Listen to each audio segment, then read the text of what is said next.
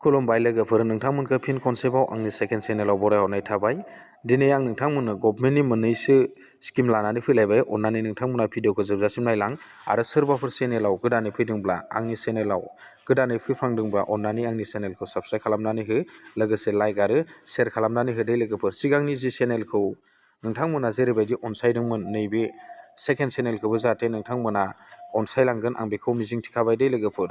दिनैनि गिबि आपडेटआनो जादों जायनि न'खराव रेशन कार्ड दङ दै, बिथांमोननि न'खराव साफ्रोमबो EKYC आपडेट खालामनो नांसिगोन दै लोगोफोर। बेखौ जाबाय भारत सरकारा बेनि सायाव गोदान मोनसे घोषणा लानानै फैदों आरो लोगोफोर। दानिया बे EKYC खौ नोंथांमोना बोरै आपडेट खालामनो आरो बहा आपडेट खालामनांगौ बेखौबो आं नोंथांमोननो फोरमायखानि। बे EKYC खौ नोंथांमोना गाव गावनि जि न'खराव नोंथांमोना रेशन जायो, बेवहाय नोंथांमोना बे दखानावनो EKYC खौ आपडेट खालामनो नांगोन दे लोगोफोर। बे EKYC खौ मानि थाखाय आपडेट खालामनांगौ बेखौबो आं फोरमायखानोसै। बे EKYC खौ नोंथांमोननि न'खराव जुदि सोरबाफोर थैनाय दंब्ला, बा बे थैनायखौ नोंथांमोननो दाननो थाखाय बे EKYC खौ सरकारा मोनसे EKYC नि आपडेट लाबोयो। दा बेवहाय सोरबा न'खराव गोमानाय दंब्लाबो नोंथांमोननि बे गोमानायनि जि रेशन, बे रेशनखौ नोंथांमोना मोनबाय दंब्ला, जुदि नैबे EKYC आव जुदि होनो हायाब्ला, बा न'खराव जुदि सोरबा मानसिया न'आव गैया गुबुनाव दंहैयोब्ला नोंथांमोना EKYC होनो हायाब्ला नोंथांमोना बे रेशन कार्डखौ मोननो हानाय नङा दे लोगोफोर, बा बे रेशनखौ नोंथांमोना मोननो हानाय नङा। दा बिथांनि नामा बेवहाय खम जानानै फैगोन आरो लोगोफोर। आं बेखिनिखौ नोंथांमोननो फोरमायखाबाय दे लोगोफोर। दा नोंथांमोनाबो जुदि रेशन कार्ड जुदि बयहाबो न'खराव दङब्ला, सोरबा जुदा जानायानो जा, सोरबा फुराना न'खरानो जा, जुदि नोंथांमोनाव रेशन कार्ड दङब्ला नोंथांमोना बेवहाय EKYC खौ होथारनो नांगोन दे लोगोफोर। आं बेखिनिखौ नोंथांमोना आरो फोरमायबावखाबाय। नोंथांमोना बे EKYC खौ गाव गावनि रेशन, जि दखानाव रेशन जायो, नोंथांमोना बेवहायनो बे रेशन कार्डनि EKYC खौ होनो नांगोन। आरो बेनि गेजेरावनो मोनसे खोथा लोगोफोर, गोबाङानो आंनि फार्स्टनि जि चेनेल, बे चेनेलाव कमेन्ट्स खालामनानै सोंहरदों, बे 1000 जि रां, 1000 जि फैसा, बे फैसाखौ बोरै मोनगोन बेखौ गोबाङानो सोंहरबाय दं। बेवहाय एकाउन्ट लायाखै, जेबो लायाखै, बे फैसाखौ बोरै मोननो हागोन आदा होननानै गोबाङानो कमेन्ट्स खालामनानै सोंहरदों। आं बेखौ नोंथांमोननो क्लियारलि फोरमायनानै होखानि। नोंथांमोननिफ्राय एकाउन्ट नाम्बार लानो नाङा। आजिखालि दानि जुगाव DPT नि थ्रुयैसो फैसाखौ सोनाय जायो दे लोगोफोर। बे DPT नि थ्रुयैसो नोंथांमोनाव फैसाया हाबगोन। बेनिखायनो नोंथांमोनाव सिगाङाव जि आधार कार्ड लाखादों, बे आधार कार्ड नाम्बारावनो नोंथांनि जाय गार्जेन, बे गार्जेननि आधार कार्ड नाम्बारावनो बे 1000 फैसाखौ नोंथांमोननो सोनानै होनाय जागोन दे लोगोफोर। बेखौ आं नोंथांमोननो क्लियारलि फोरमायखाबाय।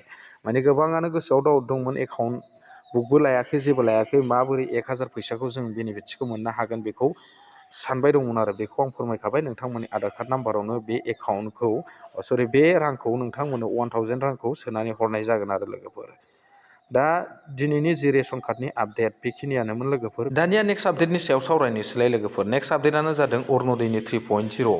जाय बिथांमोना अरुण'दयनि 3.0आव राङारि अनसुंथाइ मोनाखैमोन दे, जाय महिला आइजोफ्रा, बिथांमोना जुदि गोदानै एप्लाइ खालामफिनदोंबा, आरो जाय बिथांमोना सिगांनिफ्रायनो मोनखाथाराखै, गोदानै जुदि एप्लाइ खालामफिनदोंबा, नोंथांमोना नैबे फैबाय थानाय जानुवारिनि 1 थारिखनिफ्राय 10 थारिखनि गेजेराव नोंथांमोना 3000 खरै रांखौ मोननो हागोन दे लोगोफोर। आं बेखिनिखौ नोंथांमोननो फोरमायखाबावबाय। बे 3000 रांखौ नोंथांमोना मानि थाखाय मोननो हागौ, बेवहाय जोंनि BTR ओनसोलनिखौ मैया आसामनि चिफ मिनिस्टार बिथाङा ससियेल मिडियानि गेजेरजों, निउसनि गेजेरजों बिथाङा फोरमायनानै होबाय दे लोगोफोर। बेवहाय नोंथांमोना 3000 रांखौ मानि थाखाय मोननो हागोन, सिगांनि जि गेप्स थालांनाय मास, BTR ओनसोलाव जि मास मोननै मोनथाम गेप्स थालांनाय, जि अरुण'दयनि फैसा मोनि, बे मासनि फैसाखौबो बिथाङा खेबसेयैनो नैबे जानुवारिनि 1 थारिखनिफ्राय 10 थारिखनि गेजेराव गासिनोबो क्लियारलि सोनानै होगोन होननानै मैया फोरमायखाबाय। आरो बेनि गेजेराव नोंथांमोना मा मोनफाबावगोननो, LPG गेसनि नोंथांमोना मा मोननो हागौनो, साबसिडि हिसाबै 250 थाखा खरै नोंथांमोना बेवहाय LPG गेस सोनो थाखाय नोंथांमोना बेवहाय साबसिडि मोनफानो हागोन आरो 250 रांखौ। बेखिनिखौबो नोंथांमोननो आं फोरमायखाबाय। बेनिखायनो जाय बिथांमोना, बा जाय महिला आइजोफ्रा जुदि अरुण'दयनि 3.0आव गोदानै एप्लाइ खालामाखै, दासिमबो सम दं।